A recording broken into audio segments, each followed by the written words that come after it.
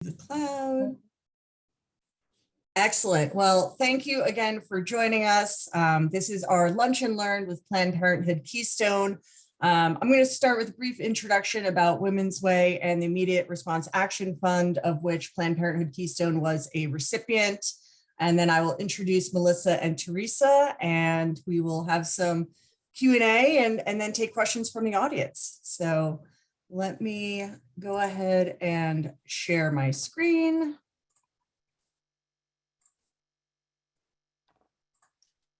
Okay, and I would like to do a slideshow, please. Thank you. And it also admitting people. Okay.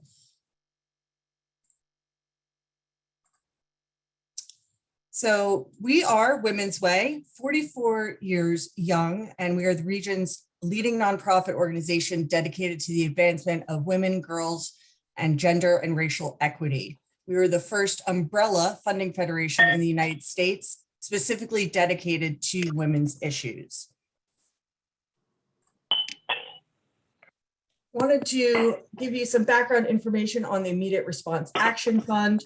The purpose of this fund is to quickly distribute funds to organizations to address urgent and unanticipated needs of women, girls, and/or the gender expansive community. From receiving a completed application to communicating a decision, we approve grants of up to $10,000 in just 10 business days, which to our knowledge is the fastest response time in our region. Hey, Jess, could you just ask everyone to mute because someone is unmuted? Sure. You heard the lady. Can you all please mute if you're not presenting? Thank you. Thank you so much. We launched the Immediate Response Action Fund back in June of 2017, and it was really in response to the presidential election. With all the legislative changes that we saw potentially coming down the pike, we needed a nimble and agile way to provide grants to organizations. So it was actually inspired by a funding request from Take Action Philly. This is a group of 7 legal nonprofits, and they wanted to host an information session for lawyers about what they could do in response to the quote travel ban. Our board approved funding in just 72 hours. And as a result, 500 lawyers attended the information session and 250 were trained on how to provide pro bono legal services to immigrants and refugees. And this really got us thinking at Women's Way, like, you know, given the current political climate, traditional grant making cycles weren't going to cut it. We needed to be able to react to the crises that were being thrown at us. Applications are accepted on a rolling basis. We've kept it very streamlined. Again, these are organizations facing a crisis. So the application has just 6 questions. And we like to survey both our applicants and our grantees to get a sense of how we're doing. And 89% of the applicants that we surveyed felt the questions were clear, the process was fast and efficient, and the instructions were easy to understand. We get applications which are then vetted by staff and then passed to the grants committee for review.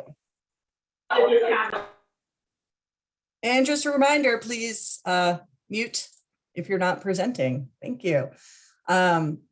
Criteria. So what we're really looking for is the organization is responding to an event, opportunity, or challenge that must be urgent and unanticipated. Some examples of this include a sudden increase in demand for services and unexpected loss of funding, and also unforeseen physical damage to a structure, preventing services from being provided.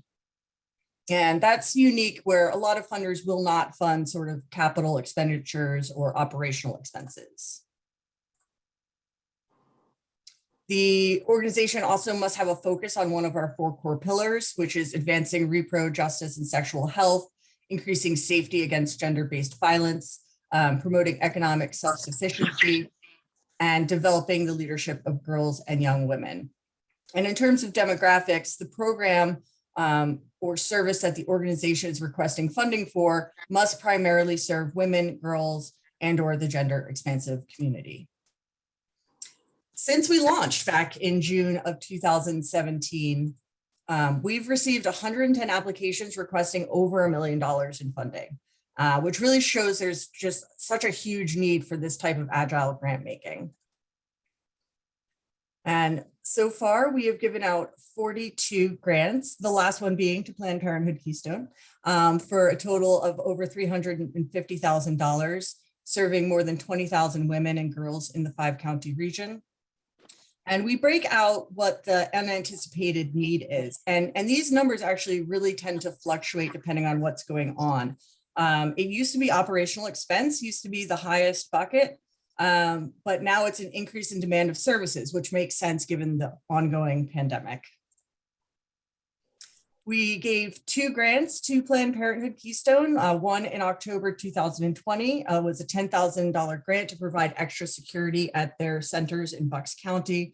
And that was due to increased security concerns of the then upcoming election and the coinciding 40 Days of Life campaign. And then very recently in December 2021, a $3,688 grant to cover the cost of replacing floor materials at their Bensalem Health Center that was damaged by a tornado.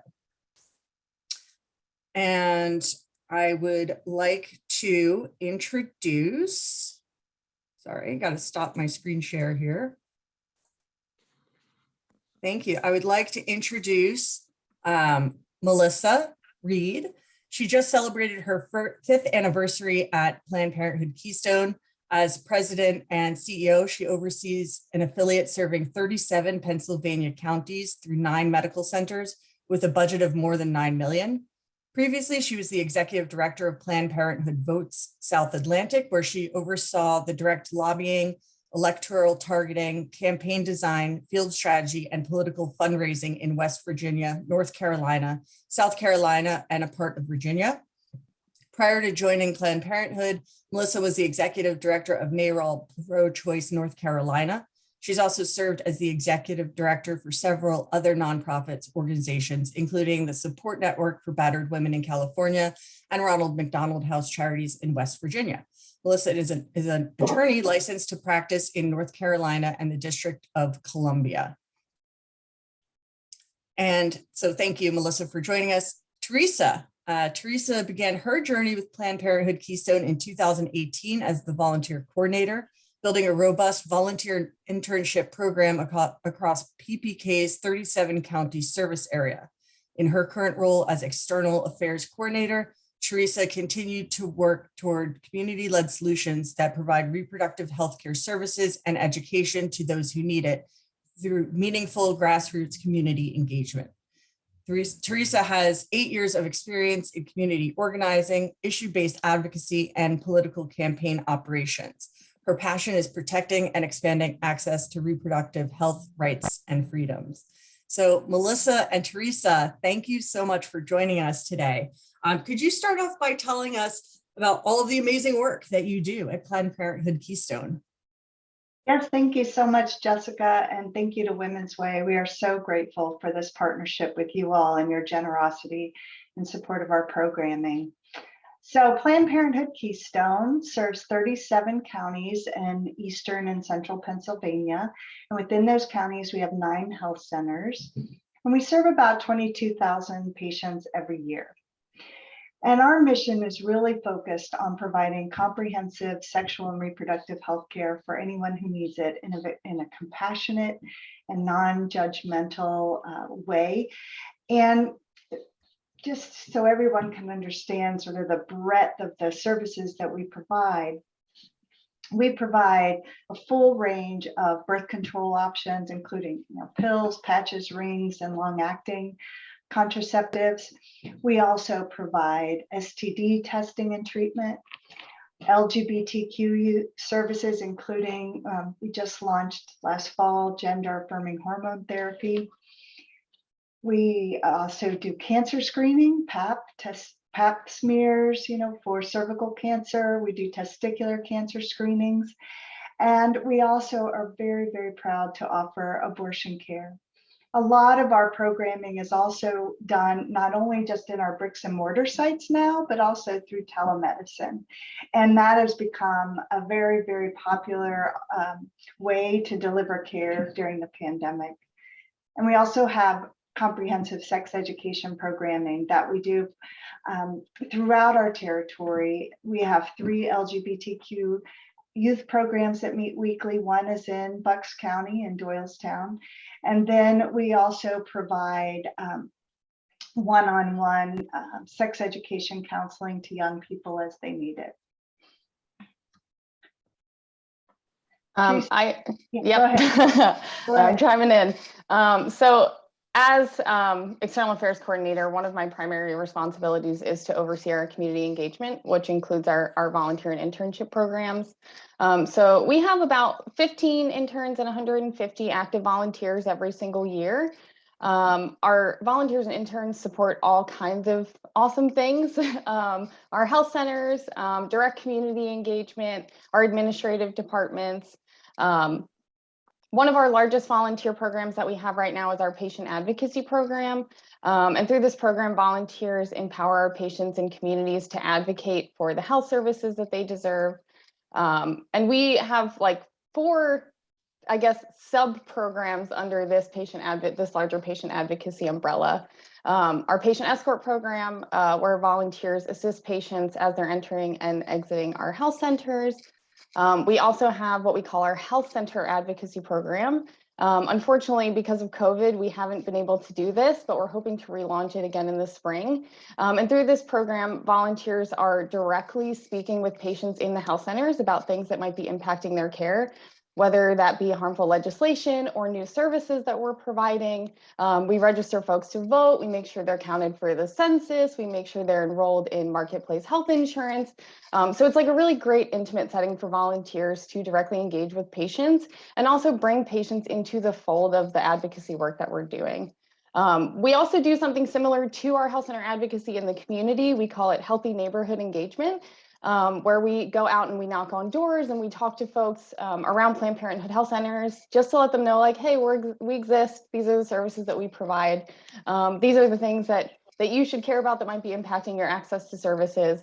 We also do things like phone banking and text banking. So if volunteers aren't able to do in-person stuff, they can do it from the comfort of their home in their jammies. And then the last thing that we do through our patient advocacy program is patient storytelling. Especially right now with, the future of abortion access being so uncertain, storytelling is such an impactful way to move people to take action and to show folks that they're not alone. I think we're going to talk about this a little bit later, but on the actual anniversary of Roe v. Wade on the 22nd, on Saturday, we'll be launching a Storyteller Campaign where we'll be hearing abortion stories from our patient advocates on social media. So check those out. And that's all I got. And Theresa, is that somewhat similar to Shout Your Abortion? Yes, it's the exact same. It's the same thing. Okay. Yep. Gotcha. Yeah, and we collect stories beyond just abortion stories. Folks share with us like how the ACA has impacted them. Folks share with us their experiences in accessing Planned Parenthood health services more broadly. And abortion stories are obviously a very important part of that. Great, thank you. So right now, what do you see as most critical in the fight for abortion rights at this time? And what are some action steps people can take? Well, that's a really good question, Jessica, because as Theresa mentioned, Saturday marks the 49th anniversary of Roe v. Wade. And we are really sobered by the reality that this could be the last anniversary of that landmark right to abortion for people who need one across the United States. In the oral arguments that the Supreme Court heard in December, it became very clear that the majority of justices were willing to overturn Roe. And so what that means is that 36 million women across the United States could lose access to abortion this year. And it's very sobering. And I think it's important that people realize that this is a very real possibility, but you mentioned what can people do, and there's a lot we can do because I'm really focused on fighting back. I am in my fighting stance. My team is in our fighting stance, and we are going to use every tool in our arsenal to make sure that we are protecting access in Pennsylvania and keeping access available across the country for people who need it. And I think what's also important is, you know, Roe has always been the floor for access to abortion, for the BIPOC community, for people who have very limited income, the LGBTQ community. It's always been difficult for them to get access to abortion. There are many states in our nation already where there's maybe only one place in the entire state where they can go to get abortion. And this is really a direct result of historic racism and ongoing white supremacy and coercive reproductive policies in this country. And it's shameful. And so when we think about Roe being overturned, that's going to be a significant crisis, but really so many disadvantaged communities have already been in crisis. Texas is a great example where they have had a 6-week ban in place since October 1st, and tens of thousands of Texans are now having to travel outside of state to access their constitutional right. But there are lots of ways to get involved. And Theresa, would you like to share some of those ways with Jessica? And yes, I can absolutely do that. I just also want to note something that's really critical that I think we in Pennsylvania don't think about, because, you know, often we think Governor Wolf's going to veto any anti-abortion legislation that comes through our state legislature. But this is happening in our backyard too. And that's something that people really need to pay attention to. I think there's something like 14 active pieces of anti-abortion legislation in our state legislature, 5 of them being introduced relatively recently.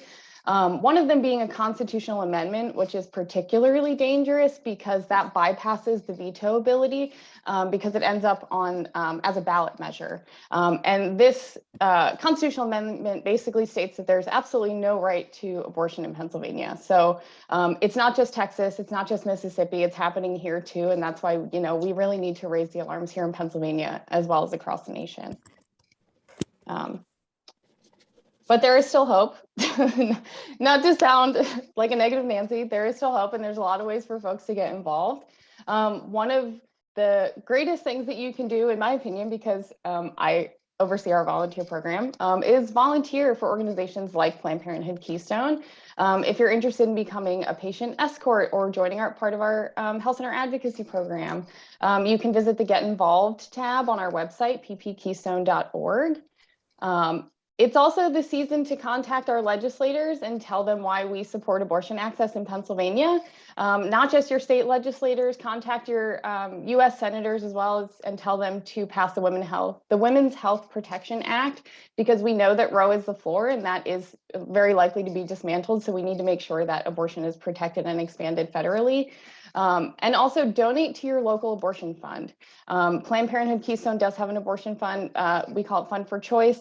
That provides financial assistance, and we're looking to expand to practical support, so things like travel and lodging. And we are out of money right now. And when Roe is dismantled and when over half or almost half of the states in the country lose access to abortion, a lot of access will be coming to, or a lot of patients will be coming to states like Pennsylvania to receive care. So those abortion funds are going to be really critical in ensuring folks have access to healthcare. And also just talk about it with your friends and family. We really need to break the stigma around abortion. So talk to your friends and family, share your story. If you have access to abortion care or other reproductive health care, share your story and talk to folks about it and let them know why you support access and why you support organizations like Planned Parenthood Keystone. Just to build on what you just said, Theresa, I think that's so important. I mean, 1 in 4 women will have an abortion at some point in her lifetime. This is a really common medical practice, and it's important that people have that ability to make those decisions about their pregnancies and their reproductive choices without interference from our politicians. Thank you both. So Women's Way sponsored your Bands Off Our Bodies rally in Harrisburg back in October. How did that event go, and why was it important? Well, it was, sorry, go ahead. No, go ahead.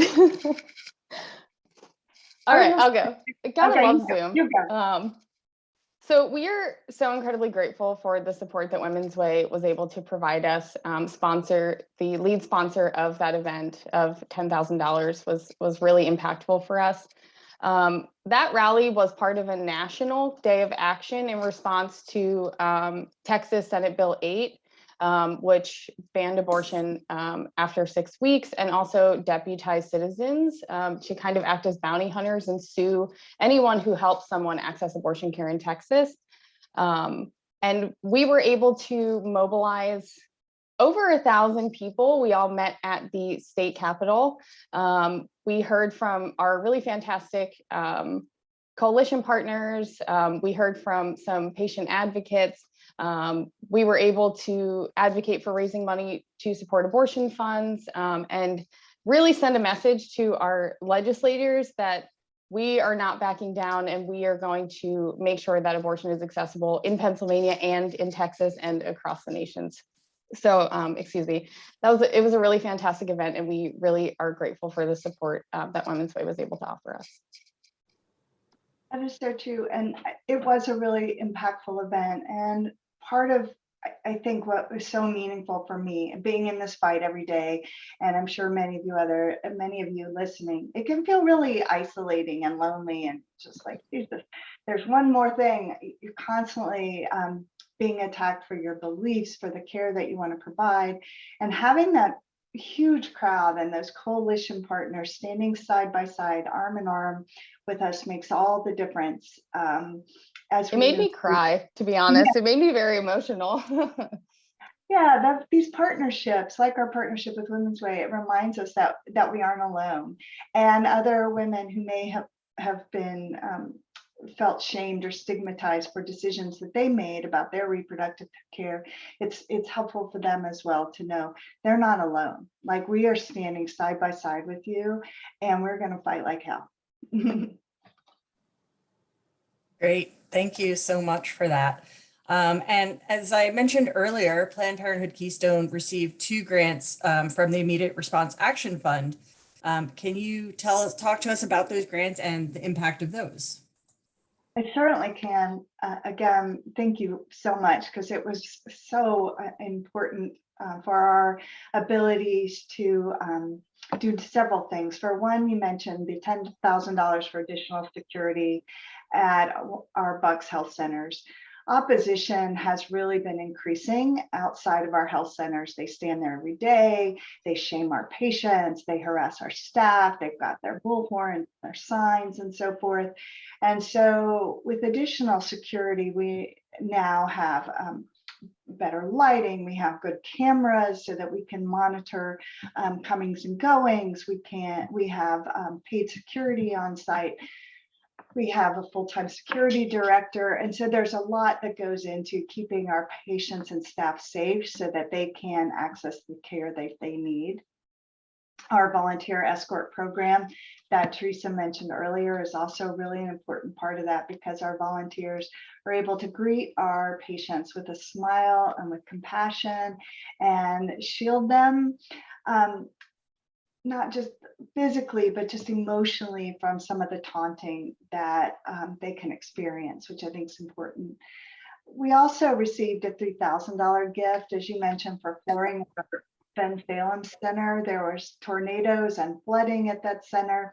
And so we really needed a quick infusion so that we could repair that floor and make sure that that center and all of our centers, right, continue to be beautiful spaces for our patients to come to and for our staff to work, and really reflect the quality of care that they are receiving on the inside. And of course, the support of the rally was just fantastic. So Theresa already mentioned how amazing that Bands Off Our Body rally was. Yeah, and I think during that rally, we built a lot of really important momentum, because this fight is not over. And, you know, we still have the Supreme Court decision in the summer coming up. So I think that built a lot of really great momentum and kind of fired people up to get active in a way that they weren't before. Great. Well, thank you. We're thrilled to partner with you. We think that you guys are doing incredible work. Oh, please mute yourselves. And thank you both for this overview and for this discussion. I did want to open it up to the audience for questions. I love to have audience engagement. So if this were a lunch and learn not in a pandemic, we'd all just be sitting around a table and sharing ideas and talking. So I'd like to open it up. Okay. Oh, here's a question from, oh, here's Christina. Hi. On screen to ask a question. Melissa, Theresa, thank you so much. It was so good to hear from you both. Melissa, you sort of touched on this, but something that I continue to struggle with, and especially right now as we talk about the as you said, the very stark reality that Roe may be overturned this summer. I still very much struggle with how to share the importance of this with friends and family who are truly have no first-hand experience, no dog in the fight, so to speak, and believe the stigma and think that there will always be a way that women can get what they need. That it's, even if this goes that way, it's the US, it's not going to be. I just really not being able to, and I struggle to articulate because it feels so obvious and inherent to me. I really struggle to articulate and start to open up that conversation more. Yeah, I was just saying that only about 30% of Americans actually believe that Roe can be overturned. It's so foundational, and it would be so disruptive and unprecedented for the Supreme Court to overturn 49 years of precedents like that. So it is sort of hard for your average American to believe that the Supreme Court could be so politicized and do something. As Justice Sotomayor said, can the Supreme Court even survive the stench of this decision? And having those difficult conversations, I totally get, because working in this field for so long, I've had a lot of them. And I think the best way to approach this discussion with someone is understanding that this is a difficult issue, that people have deeply held personal religious beliefs sometimes that can vary. But what's most important is that we don't walk in another person's shoes, and we can't make that decision for someone else, right? That what's important is that that individual, in consultation with their doctor and with their faith, needs to be able to make those deeply private medical decisions without interference from politicians, for example. And I think most people obviously I'm very, very strongly in support of reproductive health care and justice and abortion. Most people are in the mushy middle. They're not all on one end of the spectrum or the other. And so if you approach conversations like that, then the majority of people are going to be like, you're right. I don't want somebody to be in the exam room with me when I'm making hard decisions about my medical care. And that's really the way I've best been able to open up a conversation with folks. Another thing I would like to note is that, people often think maybe they don't have, for lack of a better term, a dog in the fight. But the reality is that they do, because as Melissa said, 1 in 4 people who can get pregnant will have an abortion before the age of 45, which means that someone that you know and love has had an abortion. It could have been someone in your family. They don't believe it. Friend. They don't believe it. They can't believe it. They can't imagine who, in what circumstance. And there's this disbelief, there's this real disassociation from the reality of it. Sorry, Theresa. No, that's okay. Absolutely. You're right. And it's people don't tend to realize how incredibly common it is. But that's just something I like to remind folks that, someone, you love someone that's had an abortion. So if you support your friends and family, you should support their right to bodily autonomy. I also saw a question in the chat about volunteering. If you filled it out with Planned Parenthood Keystone, I will get in touch with you. You can also email volunteer, I'll put in the chat, at ppkeystone.org. I was also going to just share, when Roe was decided, it was based on a right to privacy that they found in unenumerated, meaning it wasn't spelled out, but that it was implied by the language in the Constitution and the 14th Amendment. That decision, that right to privacy, was based on earlier decisions that allowed individuals and married couples to use contraception. And it's also been used in later decisions like Lawrence v. Texas that allowed people to have intimate same-sex sexual relationships without fear of arrest, and allows marriage among same-sex couples. So I think also when you're talking to people, like, this is foundational to our grounding of civil rights in the United States, right? So if there's no right to privacy, all of those other decisions are at risk, right? Marriage is at risk, same-sex partnerships are at risk, our ability to have contraceptions at risk. And I don't think people even understand the magnitude of this, what overturning Roe means. Thank you both. Awesome questions that I think we missed in the chat. Diane says, we understand that having access to family planning and reproductive health impacts not only physical and mental health, but also financial health. Would you elaborate on how having access to family planning and reproductive health services is important to the financial health of women? Yeah, so I'll just jump in real quickly. I know it won't surprise you. Mississippi, where this what we call Jehu case came out of, it's a 15-week abortion ban, and Texas, where there's the 6-week abortion ban, have some of the worst maternal mortality rates in the entire world, not just the United States.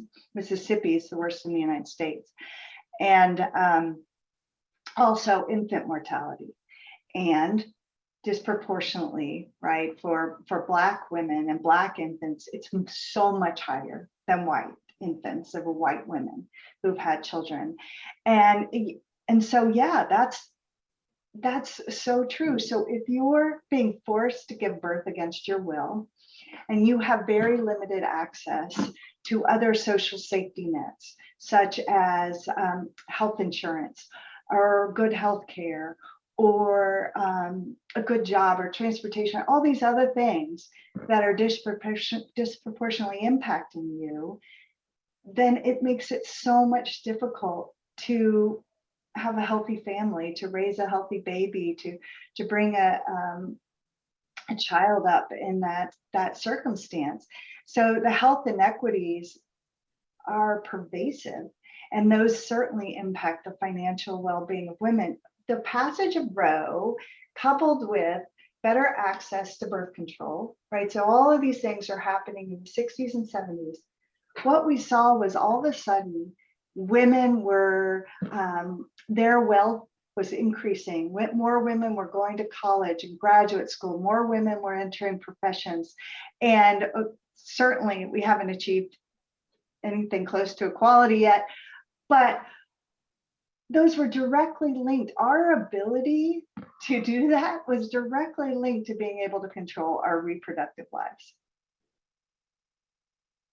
Yeah, and I think it's also important to note that 60% of our patients at Planned Parenthood rely on things like Title X to access healthcare. So without that sort of like federal level support, millions of people are unable to access really vital reproductive healthcare that they need.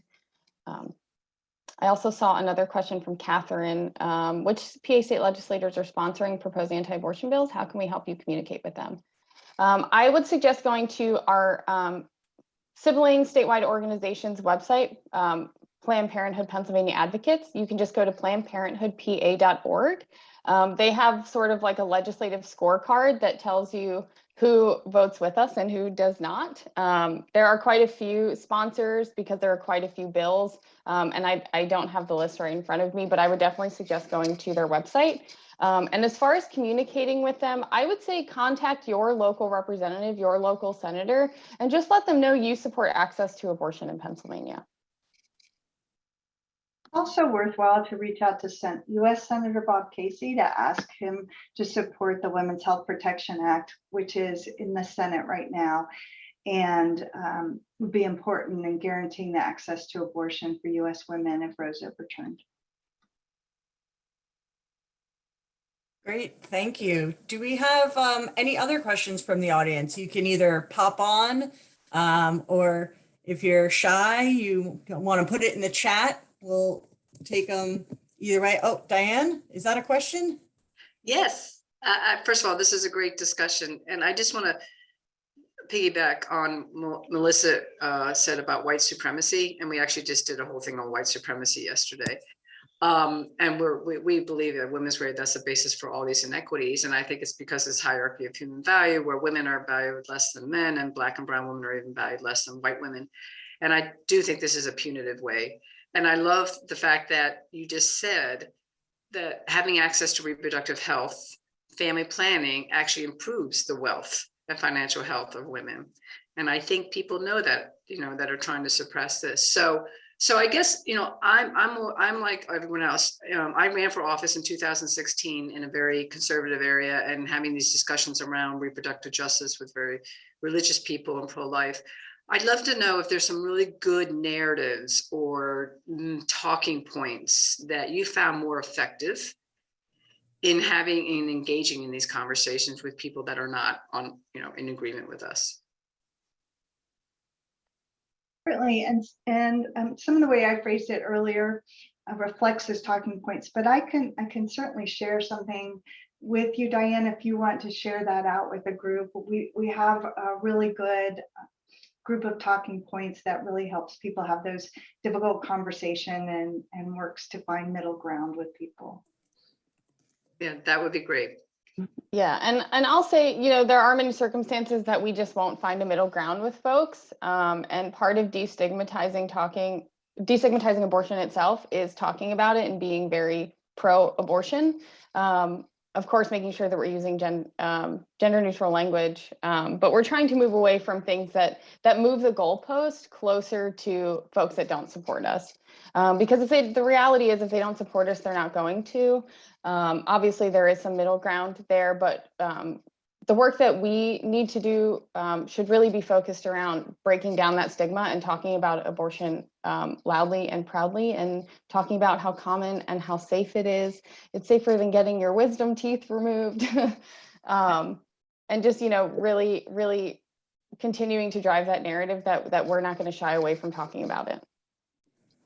And I do want to just underscore how important it is to have those conversations with your elected officials, including not just at the state level, but we're talking about even at the school board level, right, where they're stopping access to books that talk about reproductive health care. They're stopping access to comprehensive sex education in the schools. So it's a continuum. But the courts aren't going to protect us anymore. That's very, very clear. It's clear by who's sitting on the US Supreme Court. It's clear by what's happening in Texas. And so the only way to ensure that we continue to have access to the healthcare we need is to stop these bills and this legislation before it gets out, right? And so that's by having these conversations, as Theresa said, removing the stigma, making sure people know how common, how important, how vital this type of healthcare is for people. Thank you all. We have another question in the chat from Gina. What is the part of the Planned Parenthood story that you wish people knew or was amplified? Well, I think that I would like people to know that 1 in 5 women have been to a Planned Parenthood at some point in her lifetime. So just like abortion is common, the majority of people really do support Planned Parenthood. We have a really strong brand. I think it's also really important that people know how comprehensive the type of healthcare they can receive within our health centers are. Not that we are very proud to provide abortion and a whole range of reproductive health care for people who need it. And we're there for them no matter what, no matter how much money is in their bank account or what their gender identity is or their sexual orientation, that we're going to provide that compassionate, non-judgmental care for them. Wonderful, thank you. Any further questions from the audience? Oh, I see a hand up, I think. It's me, Nope. Diane. Oh. It's you. Yes, Diane, please go ahead. So there's a sense of urgency, obviously, right now. And so if you were talking to a group of donors, funders, what would you recommend to them on how to best use their money, how to best use and distribute funding right now? I would say hands down, donate to abortion funds. Keystone Fund for Choice, donate to Abortion Liberation Fund. The people that are on the ground, making sure that people have access to the abortion services that they need, because these funds are really going to be crucial in getting people from state to state.